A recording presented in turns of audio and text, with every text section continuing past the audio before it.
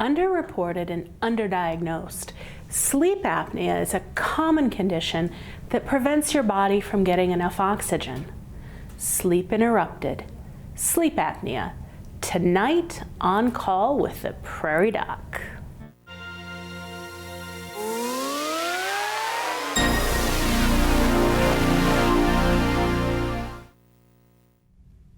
Hello, I'm Dr. Debra Johnston, tonight's Prairie Doc. Thank you for joining us this season as we continue to bring our viewers trusted health information. Tonight, we're discussing sleep apnea. Joining us here in the studio in Brookings is Ranae Phinney, an instructor of respiratory care from SDSU's Department of Allied and Population Health, and via Zoom, Dr. Pietila from Yankton Medical Clinic. Welcome. I'm so excited you guys are here with us today. This is going to be really exciting and such an important topic. Ranae, tell us a little bit about yourself and your background. Yeah. Well, I started off as going to school for respiratory therapy. So I'm a registered respiratory therapist.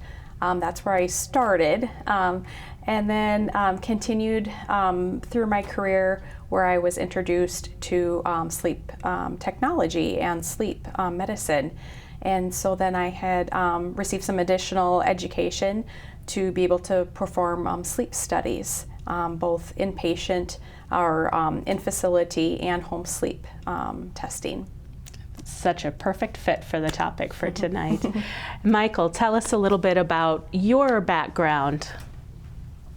Sure. So I'm a pulmonary critical care and sleep medicine physician. Went to SDSU and studied chemistry and microbiology, and then to USD for 4 years, and then off to the Mayo Clinic for 7 years, where I studied pulmonary critical care and sleep medicine.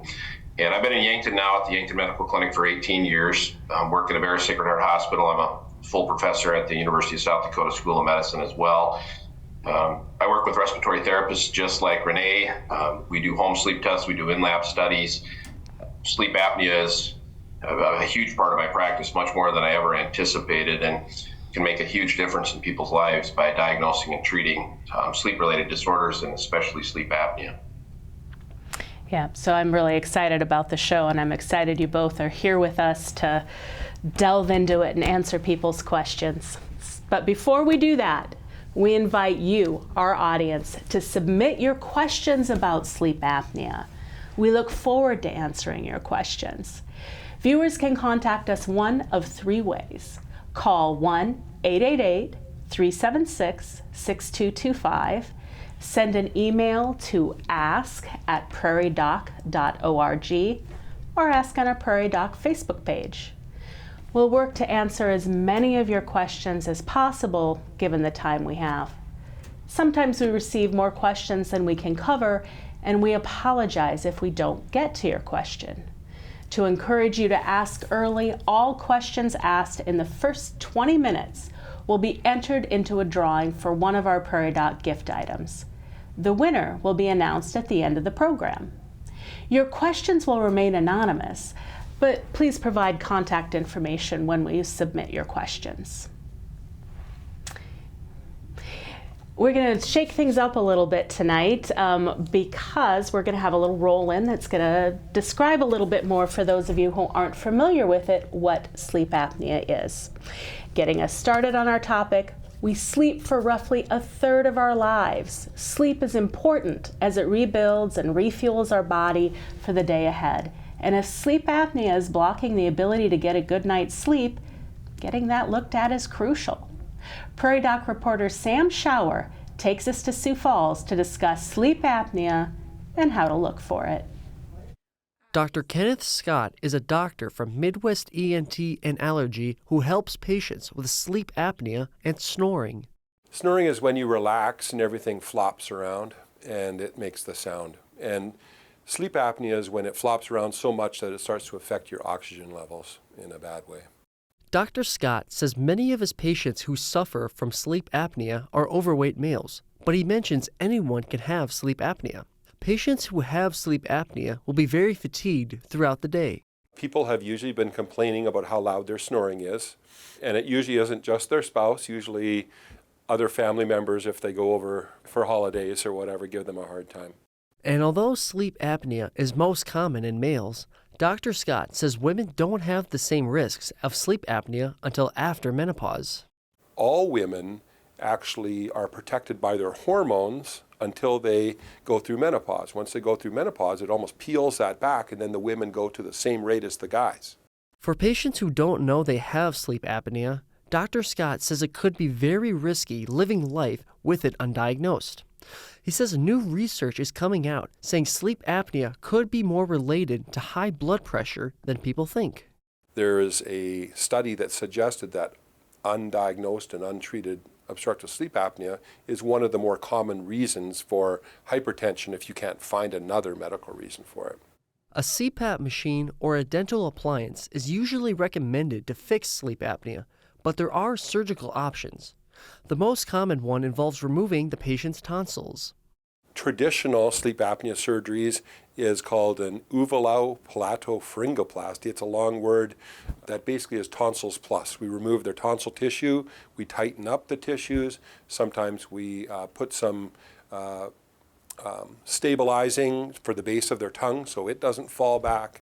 Dr. Scott ends by saying if you or someone you know thinks you have sleep apnea, he says there's a good chance you could have it. They estimate that 5% of males probably have it in the United States. That's a lot of people.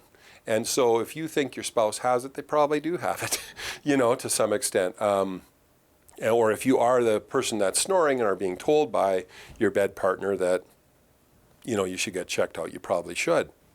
1 in 20 chance is pretty significant for medical things.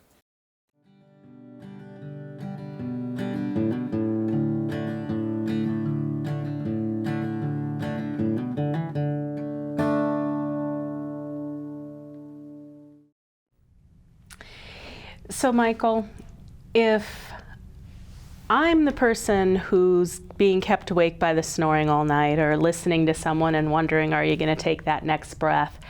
How do I bring that up to them? Any tips on raising that topic? Well, I think, helping them understand that it's not just that they're disrupting their partner's sleep, but that it could have serious health consequences for them. And there are multiple different ways to diagnose it now, including the convenience and ease of a home sleep test. And so the idea that they have to spend a night in the sleep lab is no longer the case. And so in that proper patient, which is most, who has disrupted sleep and symptoms of daytime sleepiness or other comorbid illnesses like Dr. Scott mentioned, hypertension, heart rhythm disturbances, other things, getting that diagnosed and then offering a treatment, which might include CPAP, might include some other options, can greatly improve not only their quality of life and quality of sleep, but their risk for complications from other health problems. Ranae, he talked a little bit about the home sleep study. Can you tell us about what that's like from the standpoint of the person having this study? Yeah, so home sleep tests actually involve the patient having equipment that they would take home.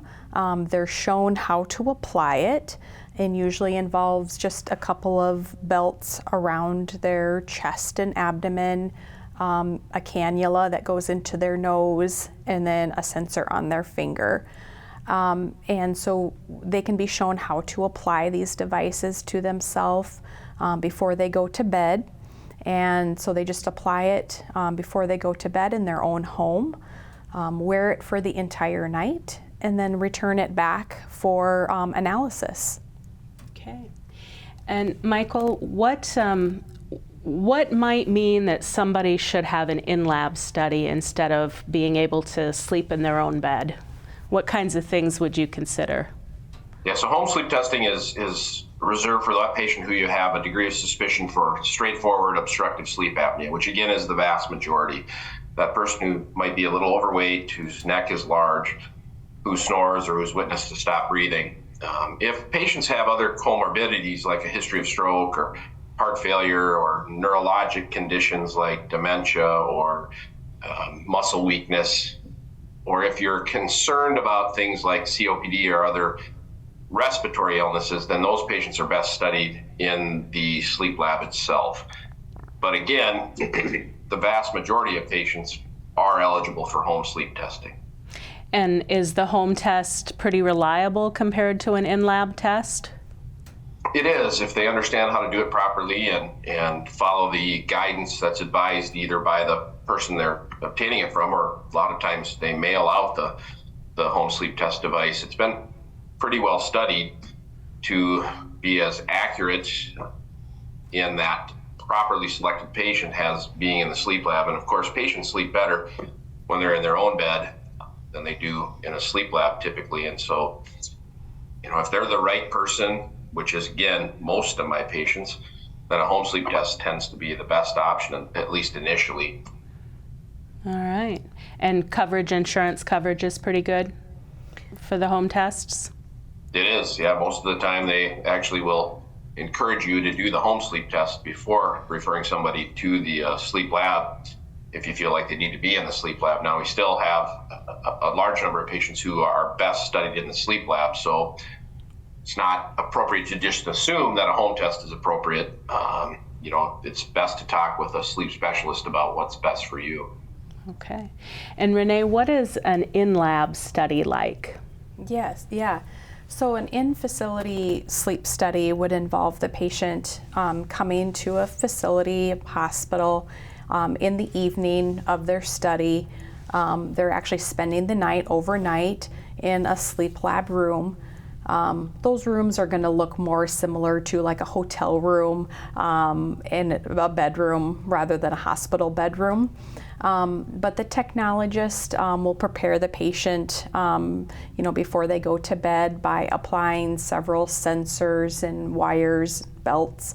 Very similar to the home testing, but we are able to monitor more things with the facility-based study. So we actually can monitor EEG to tell us how deep of a sleep the patient is getting into. So we can kind of look at more parameters with that facility-based study. Also, if the patient in the early part of the night presents with a significant amount of obstructive sleep apnea, the technologist can come into the room and apply positive airway pressure and then continue to monitor the patient and adjust the pressure to attempt to eliminate the sleep apnea. Diagnostic and therapeutic in one fell swoop. I love it. We've actually got a lot of questions already, which is just really exciting. So I'm just going to dive right in. This person wants to know, what are the signs and symptoms of sleep apnea? Michael? Well, they can be vast. And so people think of, daytime sleepiness. Well, it doesn't have to be that. Disrupted sleep, number one. Insomnia is a common symptom for sleep apnea. Daytime fatigue, sleepiness, poor mood, difficulty concentrating, problems with high blood pressure. There's all sorts of manifestations of sleep apnea across the board. And I've seen almost anything, pain symptoms, that sort of thing. When your sleep is poor, symptoms during the day are common. And so if you're at risk, as we've discussed earlier, if you're overweight, if your neck is large, if your tongue is large, if you're snoring, or your spouse or significant other or anyone else, your kids, grandkids are noticing some abnormal breathing, discuss that with your physician. Yeah. I like to remind my patients that we torture people by not letting them sleep. And it might not be somebody else waking you up. It might be you waking you up. So, Ranae, this individual wants to know if you've gained a lot of weight since your sleep study and you were, either you were or weren't diagnosed with sleep apnea at that time.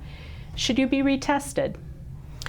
A significant amount of weight change can impact the results of the test, whether you have obstructive sleep apnea or not. It usually requires, quite a significant amount of weight change.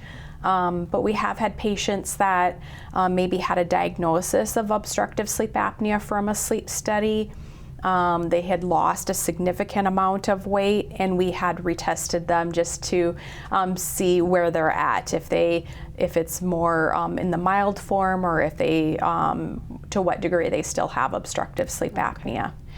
Michael, what else might change if somebody's weight changes significantly with their sleep apnea? So I agree with Ranae, she's correct. I mean, if you have a considerable amount of weight loss, that does improve your symptoms as far as sleep apnea is concerned, and it may reduce your severity. One of the things that I see commonly is, as we age, our muscles are not as toned. We tend to get heavier, and there are times when patients have a sleep study 5-10 years ago, and then they come back with similar symptoms. It's maybe borderline or normal, and now they're having more symptoms, and we restudy them, and they now have sleep apnea. And so if you do gain weight, and as you age, that increases your risk for sleep apnea. Dr. Scott talked about women reaching menopause age. If they have a study before menopause and they're not diagnosed with sleep apnea, now they reach menopause and things change, it's worth restudying those patients. So just because you had a normal sleep study or a sleep study that didn't reveal sleep apnea at some time in the past doesn't mean you wouldn't want to repeat that if you're having symptoms or have concerns for it. And then there's also this situation where patients have tried CPAP in the past, 10, 15 years ago, and maybe it didn't go well, but they're suffering from the symptoms, and they say, well, I just can't use the CPAP. Well, CPAP has evolved, and it's more comfortable than it used to be, and there are other new interfaces and masks and things, and so those patients need to reconsider trying CPAP again as well. Okay. We also have a question about non-apparatus sleep apnea control. I assume this is someone who's wondering about alternatives to the CPAP machine. Michael, I'm going to throw that one to you because I imagine you deal with that a little bit more than Ranae does. Yeah, so we get a lot of patients who come in asking about the hypoglossal nerve stimulator, which is known as the Inspire device. There's lots of commercials out there on radio and TV talking about if you don't tolerate a CPAP, which is key, number one, you cannot use a CPAP, and you have sleep apnea and you're suffering consequences of it, this might be an option for you. They make it seem like it's the end-all, cure-all, be-all. It's not. CPAP is by far the most effective treatment, and that should be the first line of treatment in virtually every patient unless there's some contraindication to it.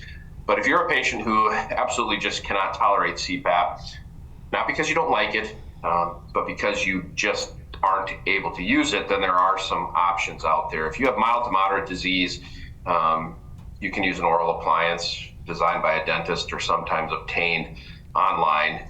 Again, it's something you should discuss with your sleep medicine specialist. And then if you're someone who has sleep apnea and fits the parameters for Inspire device, which again relates to your apnea-hypopnea index, the number of times you're stopping breathing per hour, your weight, which is your body mass index, your BMI, and then you can't use a CPAP. In other words, you've tried and you've simply failed. If you're able to use CPAP, don't even consider it.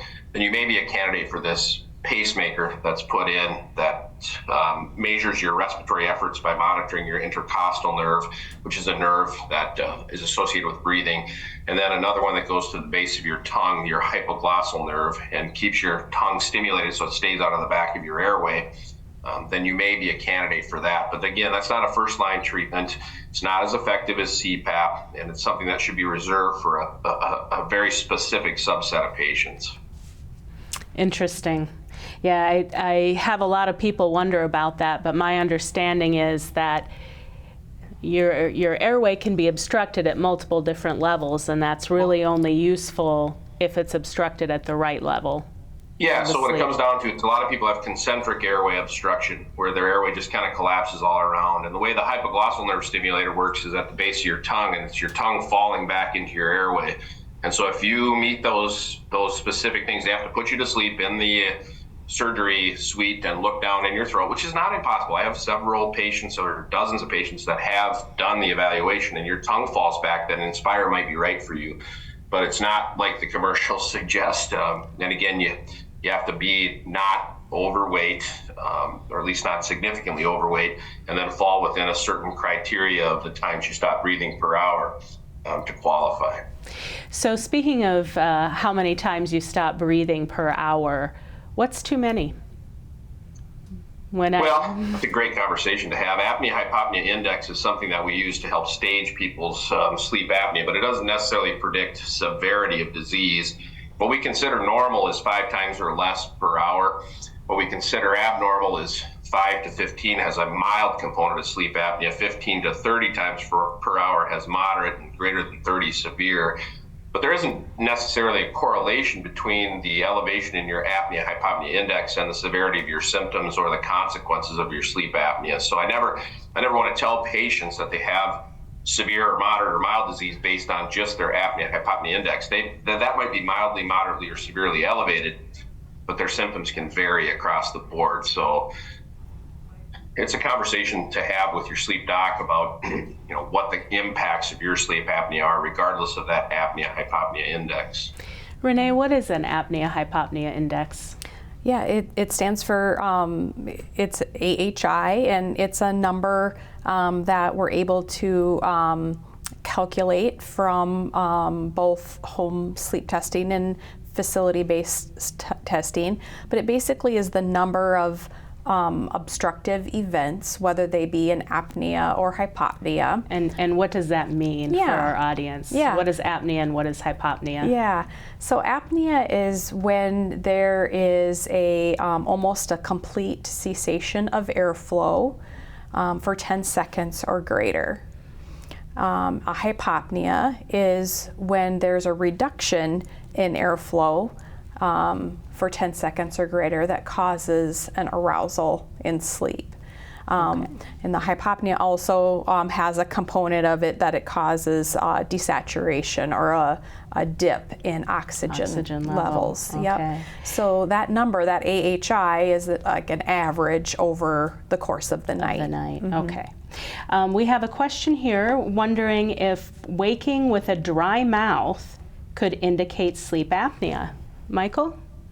Yeah, certainly it could. So if you look at the anatomy of the airway, the way that our upper airway is structured, breathing through our nose is a better avenue to get air down into our upper airway, which is again where the problem with sleep apnea is. It's not really a problem with your lungs or the way that you exchange oxygen and carbon dioxide. It's with how you get air into your lungs. And so if you breathe through your mouth and you snore, you're going to irritate that upper airway, and that's going to cause you to have potentially a swollen uvula. That's that little thing that hangs down in the back of your throat, and a sore throat. And so it could be, absolutely could be, an indication of some abnormal breathing during sleep. And so that's something to, again, discuss with your regular physician and inquire about whether or not having a sleep study or seeing a sleep specialist might be helpful. We have another individual who's wondering if it still matters if your sleep apnea symptoms are just after you're drinking. So if you've been drinking alcohol and that's the only time you snore, Ranae, is that still a problem? I actually get asked that and other questions related to, certain conditions that might worsen apnea. Often patients will say, well, I only have apnea when I lay on my back. I'm sure of that. I don't think that's a problem. I'll just make sure to lay on my side. And so I always remind them if they are having apnea when they're laying on their back or when they're drinking alcohol, chances are very good chance that they're also having apnea in other conditions. Many times people don't even know that they're having obstructive sleep apnea during their sleep. They're asleep while it's happening. So they're often very surprised at the number of times that they're having the apnea. Excellent. Here's someone who, I think this is a really good question that comes up for me in the office a lot. Is there a way to demonstrate the benefits of using that CPAP regularly, even if the person doesn't notice an improvement in their day-to-day energy levels? Michael? Yeah, absolutely. So that's not an uncommon situation where a patient, is clearly diagnosed with sleep apnea. They have some daytime symptoms and some poor sleep, and we start them on CPAP, BiPAP, APAP, whatever we choose, and they don't necessarily notice an improvement in their overall sense of alertness or awakeness or that they sleep better. We still know, based on lots of retrospective data, in other words, looking back at thousands of patients who are on CPAP, that we reduce the risk for complications unrelated to their daytime sleepiness or their nighttime sleep, like high blood pressure, like heart rhythm disturbances, atrial fibrillation, memory problems, cognitive issues, that sort of thing, still improves even if you aren't certain that CPAP is making a difference to your quality of sleep. So the fact that you don't necessarily notice a dramatic improvement in your daytime symptoms of fatigue or your quality of sleep doesn't mean that CPAP still isn't very helpful for you. It's kind of like taking a medicine for blood pressure. You don't necessarily notice you feel different. In fact, most of the time you don't, but you're preventing the complications of that condition. That's such an important concept. I think if there's one thing people bring home from this conversation, okay, get tested, and also it's still helping even if you don't notice the improvement. So, sleep disorders make getting a good night's rest tough. Using oral appliances can make that easier by helping to open a patient's airway and allowing them to breathe in more oxygen. Prairie Doc reporter Sam Shower spoke with a dentist about appliances that help keep the airway open so you can get a good night's rest. Dr. Christopher Hart from Hart Dental in Mitchell helps patients with finding the right oral appliances to help combat sleep disorders. For an oral appliance, it's primarily lifting the jaw, stabilizing the jaw, lifting it forward to remove the obstruction, which is primarily either the base of the tongue, or it could be excess tissue like from the soft palate. Dr. Hart says when people who need oral appliances sleep, their jaw drops back, which can obstruct the airway, creating a snoring sound. An appliance is used to fix that problem. What an oral appliance does then is it basically brings that jaw forward. So instead of being back like this, collapsing the airway, it brings it forward. And then, you can mimic it again by just pushing your jaw forward, take a deep breath, and all of a sudden you can get a much larger volume of air. He does bring up that there are certain aspects of oral appliances to watch out for, like making sure the appliance fits and doesn't shift the teeth, not shifting the jaw forward too much, and understanding if the appliance is working. It's very important that if the treatment's working sufficiently or if you need to refer. Just like we need to know if CPAP, if it's not working or not being utilized, maybe a surgical consult's needed. Hart Dental does not make oral appliances, but they digitally scan the mouth to get measurements that are then sent off to create oral appliances. We send that and then we have it digitally designed. All of our appliances are either milled, it's like CNC machining, milled out of solid acrylic, or they're printed from nylon. Dr. Hart has seen every type of patient with sleep apnea and says stereotyping the old, overweight male harms the patients that don't fit the criteria. Preventing sleep apnea is what he loves to do, and he says that has saved a couple marriages. I love having patients come back. They say, I use my oral appliance all the time. My wife is now sleeping better. Statistics show that the spouse will generally live 10 years longer if they're sleeping with a sleep apnea patient that's treated versus untreated. Dr. Hart shares that he suffered from sleep disorders during his college days, and he says he should have treated it sooner. Now, he can't live without it. I used to take naps in my car at lunch in college. In between classes, I would sleep a couple hours every Saturday and Sunday. I really missed out on my kids' life in many ways. I used to need at least an hour and a half more of sleep every night. Once I treated my sleep disorder, no more naps, and I sleep less, and I feel better than ever.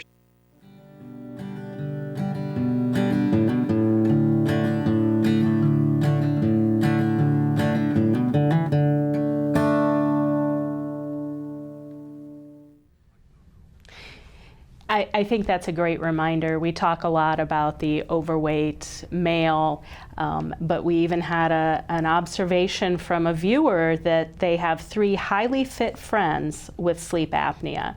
And now we've got some more discussion about how it's not just those overweight individuals and older individuals who can have sleep apnea. So that's very true. And any of those previous symptoms that Michael was talking about and that we've been talking about, if you're worried, let's get it checked out. So we have a couple of questions here about the differences between the different types of respiratory support machines that people might use at home, the CPAP, the ASV, and the BiPAP machines. Ranae, you want to tackle that one, how they're different? We've got tons of questions, so guys, this is going to be lightning round. Right. Yeah, the CPAP stands for continuous positive airway pressure. And basically that's just one pressure that is being delivered to the airway to act as a pneumatic splint and keep Hold it open. Yes. Sometimes patients, we've found that they've used as much CPAP pressure as we can give them. Or if they don't tolerate CPAP, that one continuous pressure, we might try bilevel, which is basically two pressures. So we have a higher pressure that's delivered when the patient takes a breath in, and then when they go to exhale, that pressure backs down into a lower pressure. So we might use bilevel for patients that have more severe obstructive sleep apnea, or if they're not tolerating that CPAP, that continuous CPAP pressure. So an option for those that otherwise might think they need that surgery. Maybe you can do the BiPAP. Yeah, exactly. And how about the ASV? Yeah, so ASV is how I like to describe it, is a sophisticated bilevel. And basically it provides a little bit more support for those patients that might be a little bit more complex. Okay, excellent. Michael, this individual says, can you be cured from your sleep apnea and get rid of the need for the mask and anything else? Is that something people can think might happen? Oh, we don't seem to have any sound here for Dr. Pietila. How about now? You got me? Perfect. Now we got you. Good, yeah, Zoom. In patients whose sleep apnea is a consequence of their weight gain, age is a risk factor as well. You can't get any younger, and the goal is to get older. But if your sleep apnea is a consequence of having gained weight, or maybe a medicine you're on that suppresses your muscle strength or respiratory effort, then potentially that could be the case. But in most instances, once you're diagnosed with sleep apnea, you're likely to need treatment for the rest of your life. And so I tell patients just to be prepared for that. And if things change, then what we do is, as Ranae mentioned earlier, is either just have them go off their CPAP and see how they do.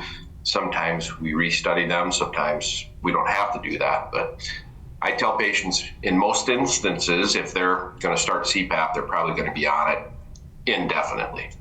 And that's not because you started the CPAP. That's because your disease is something that's going to be with you. So there tends to be sometimes this misunderstanding or myth that because I start CPAP, I'm now addicted or hooked on CPAP or oxygen, and that's absolutely not true at all. It's the right treatment, and treating it helps prevent the need for additional treatment or other complications. And so a patient should be encouraged not to believe that using their device is a negative thing. Yeah, that's how we fix the problem. So that's important to remember.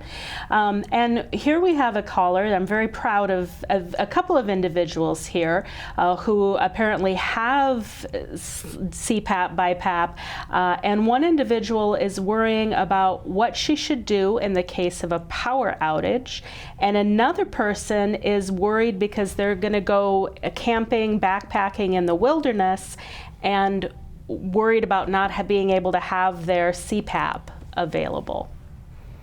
Yeah, I know that I would encourage those patients to work with their home medical equipment provider.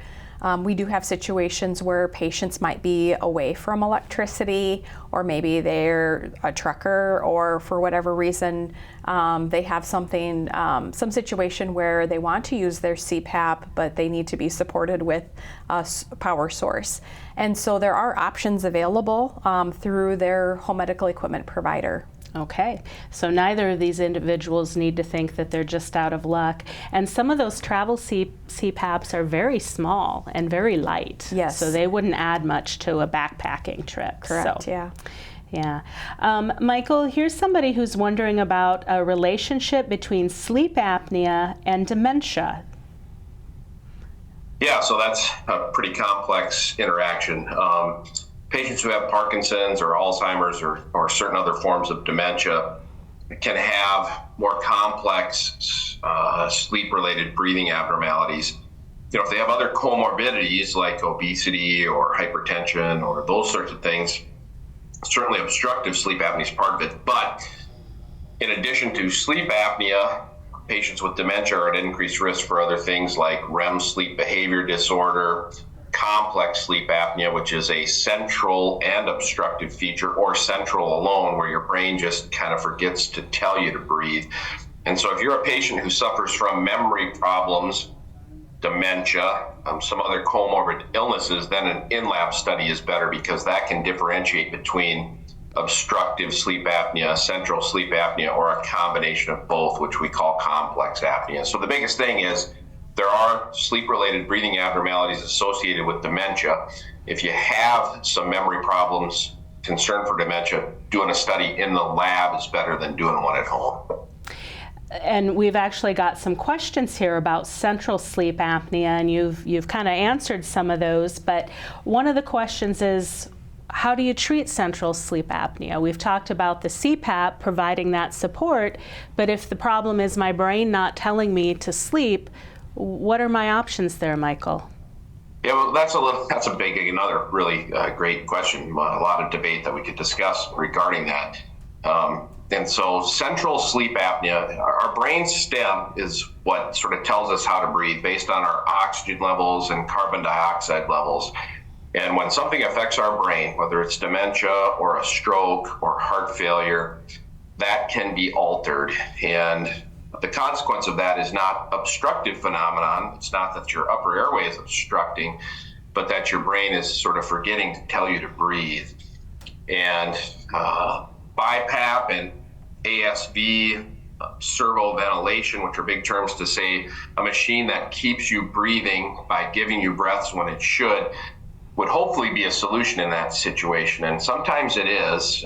Most importantly, it's about managing the underlying illness if you can. So if someone with heart failure has a lot of central sleep apnea, manage their heart failure appropriately. If it's a stroke patient, prevent future strokes. But the biggest key is if you have those other comorbid illnesses, those other conditions, then you're not really a candidate for home sleep testing, and you're someone who, if you try a CPAP and it's not successful, we need to get you in the lab and do a titration and see if BiPAP with a backup rate, ASV, which is something Ranae touched on, or servoventilation of a different mode is appropriate for you. So there are some options, but it's a lot more complicated. It's much more complicated, and you absolutely have to see a sleep specialist if that's the question. Yeah. Here we have a couple of kind of related questions. Somebody wanting to know, how often do I need to repeat my sleep study? If I've been diagnosed, I'm using my CPAP, I'm feeling okay, do I need another sleep study, Ranae?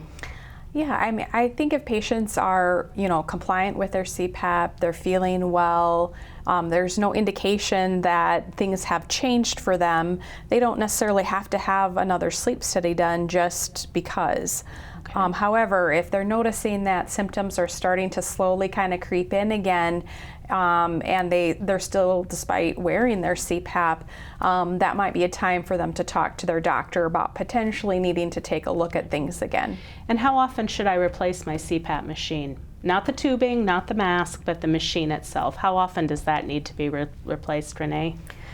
Well, I think if patients are noticing that they're concerned that it's not giving them as much pressure as it has in the past, or if they are concerned that they're having some symptoms return, their first stop might be to go to home medical equipment, have them check to make sure the pressure is outputting what it needs to, or what it is prescribed to do. If it isn't, then it's time to have the machine replaced. So they can wear out. Mm-hmm. Michael, yeah. We have a question here. Somebody wondering about patients with Down syndrome and sleep apnea. Is that a common situation, and are there differences in the way these individuals present, or what we need to do to treat or test them? So that's a great question. Yeah, Down syndrome patients, just based upon their airway anatomy, all have sleep apnea essentially.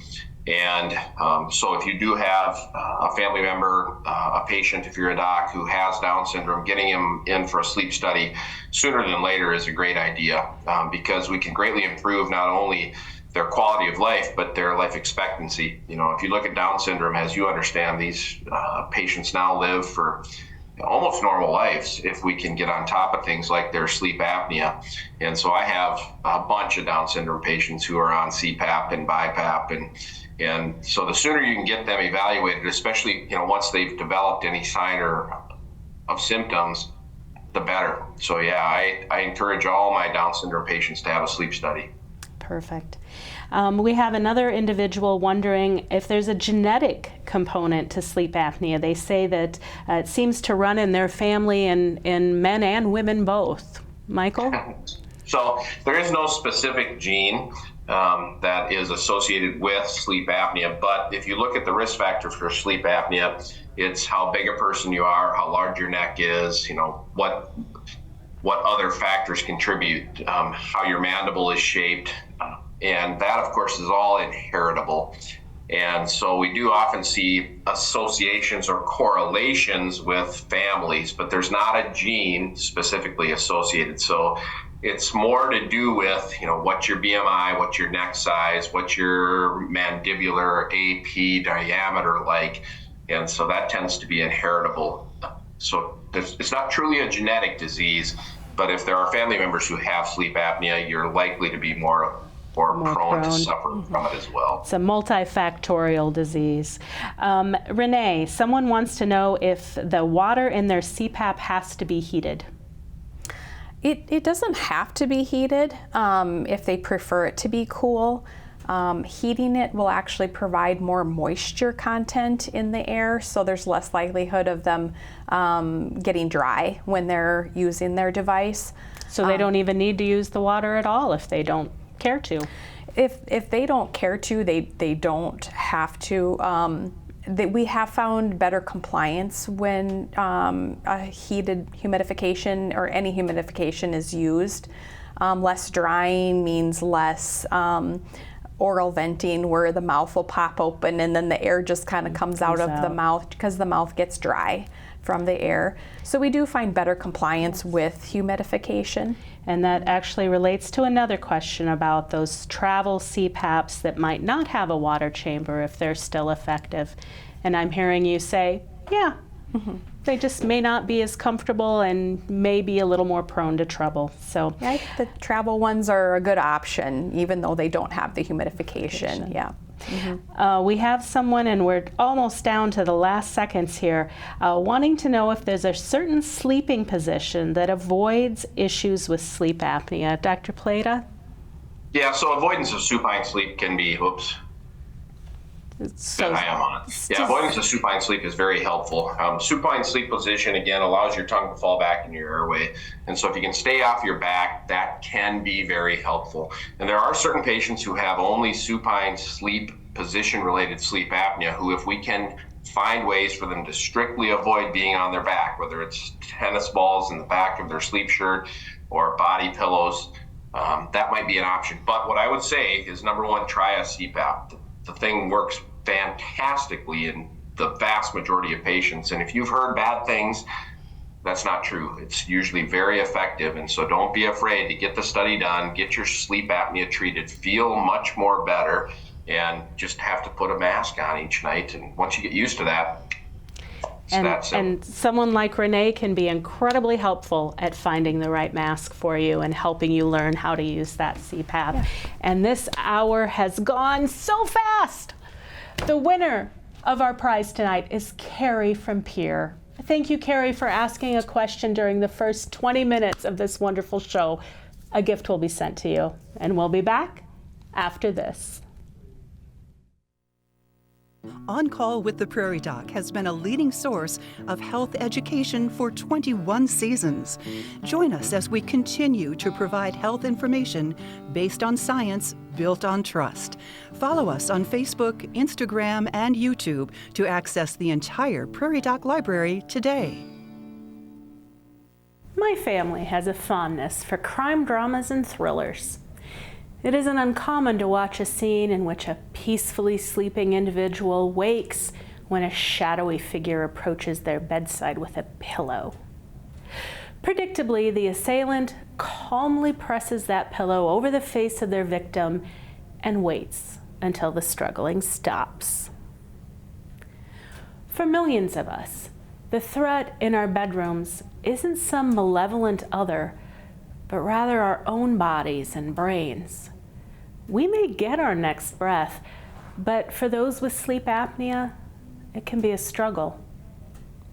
Sleep apnea has two basic types.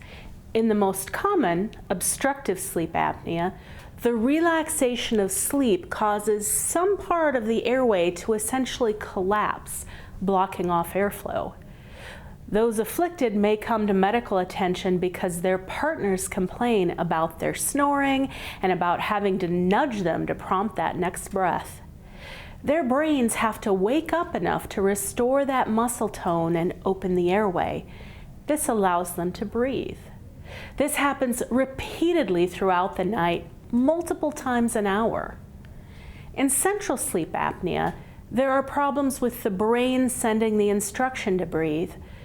Some people experience episodes related to both types of apnea, especially as they adjust to treatment for their obstructive sleep apnea, and some people have other types of sleep-disordered breathing.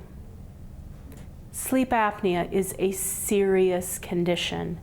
It is linked to many other health problems, among them high blood pressure, diabetes, coronary artery disease, heart rhythm abnormalities, heart failure, strokes, depression, and dementia.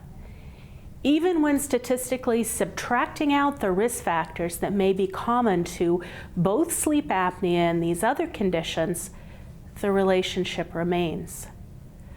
Of course, there is the obvious risk of accidents caused by dozing off behind the wheel or in other perilous situations. Then there is the less quantifiable cost of couples who want to share a bedroom but don't because the snoring of one partner or anxiety about that next breath means neither really sleep. The first step to diagnosing sleep apnea is to visit with your primary care provider. They can determine if you qualify for a home sleep study or if you might be better off having a test done in a sleep lab where more monitoring is possible and more complex problems can be detected. Once the diagnosis is confirmed, treatment options can be explored. Most people receive some form of breathing support overnight. This is usually considered the gold standard and is suitable for all forms of sleep apnea. Many of my patients are surprised at just how easily they adjust to using it and tell me that their partners often will wake them up to put it on if they doze off without it. Many of those who initially struggle with their CPAP can overcome the problems with a dose of determination and the help of a talented sleep therapist. For some people, dental appliances and various surgical procedures are possibilities. I like to remind my patients that sleep deprivation is considered to be a form of torture. Don't let it be part of your bedtime routine.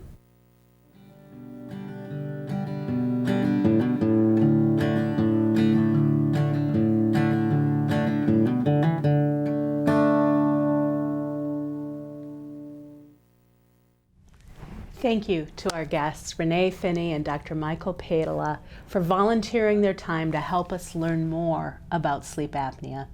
If you would like to see and hear more episodes of this program, please like and follow us on Facebook, Instagram, and YouTube, or visit us at prairiedoc.org. Look for Prairie Doc Perspectives in your local newspaper and online, and listen to us live most Wednesday mornings at 9:30 on KBRK in Brookings. And be sure to look for the podcast of this program, Prairie Doc On Call, wherever podcasts can be found. From all of us here at On Call with the Prairie Doc, thank you for joining us for another episode of health information based on science and built on trust. Until next time, Stay healthy out there, people. Addiction is a medical condition. Treatment can help. Recovery is possible. Addiction and recovery, next time on Call with the Prairie Doc.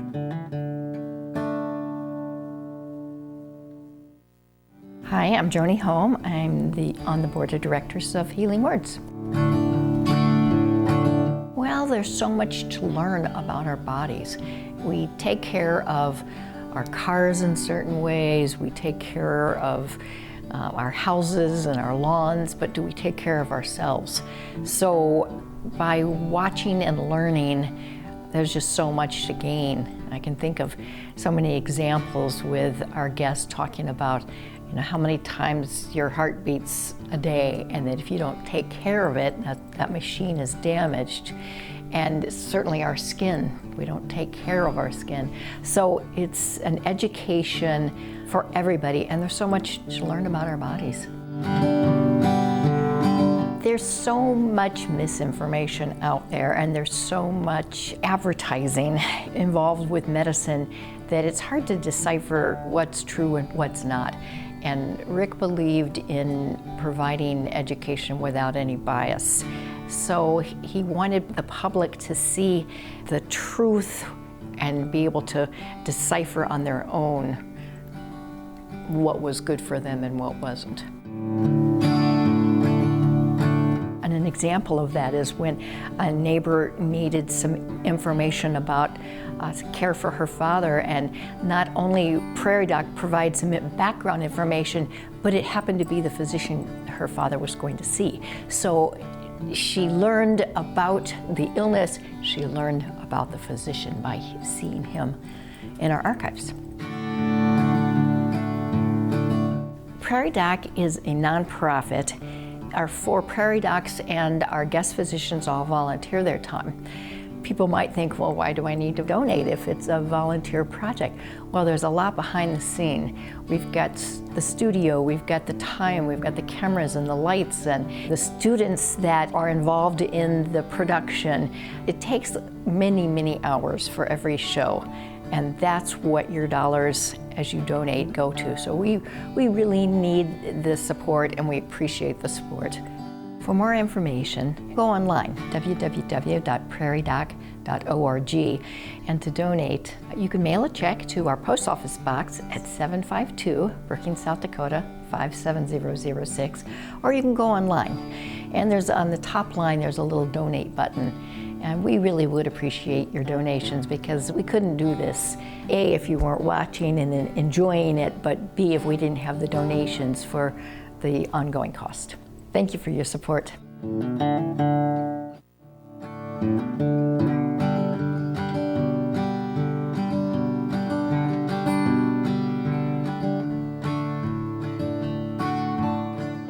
Major funding for On Call with the Prairie Doc has been provided by... Out here, the day starts early and ends late. You don't love this land because it's easy. You love it because it's home. At Avera, we're built for rural healthcare. We're bringing quality, innovation, and advanced technology to your vibrant communities. Care when and where you need it. That's how Avera moves health forward. Larson Manufacturing is proud to support On Call with the Prairie Doc as it continues to open doors for important medical information. And with the ongoing support of these individuals and institutions, Brookings Health System, South Dakota Academy of Family Physicians, Ophthalmology Limited, Avera Medical Group Brookings, Avera Heart Hospital, First Bank and Trust, Dakota Allergy and Asthma, Monument Health, Dakota Dermatology, Vance Thompson Vision, Black Hills Medical Society, Brookings Madison Flandreau District Medical Society, Pierre District Medical Society, Sioux Falls District Medical Society, Yankton District Medical Society, Orthopedic Institute, Aberdeen Asthma and Allergy, South Dakota American College of Physicians, Cool Beans Coffee, Lake Poncet Sailing Academy, and Swiftel Communications.